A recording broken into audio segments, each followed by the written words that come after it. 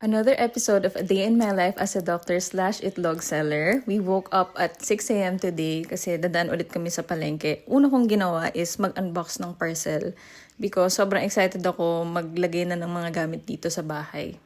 I got this super cute lamp na ilalagay namin sa living room area namin and then bumaba na ako para mag-breakfast before kami pumunta ng clinic. Brownout number 1. Ito yung breakfast ko. Kumain lang kami ng cinnamon roll tsaka itong prinitong saging. And then we walk the dogs. Plancha lang ng scrubs tapos shower na and prep for clinic. Done with morning patients. Minit lang namin sila mama dito sa growing grounds for lunch kasi kakatapos lang nila magbangko nito. Tapos yan, nag-brown out na naman. And then we went to palengke. Nag-grocery lang sila mama. Pinasabay ko na yung stock sa clinic. Tapos sinundo na namin sila. Bumalik ulit kami sa clinic after nito. At around 4 p.m., in-invite kami ni Attorney Don sa blessing ng law office niya. So, nangapit bahay lang kami and andun yung iba naming friends. It was so fun. Ang sarap ng food. Ang saya. Congrats, Attorney.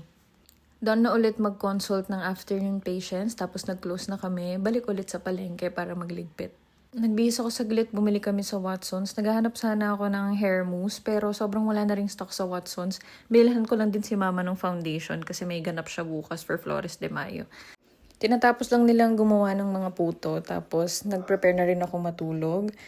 Yan, nanonood siya ng NBA, tapos ako mag-Netflix na hanggang antukin kami. Good night, bye!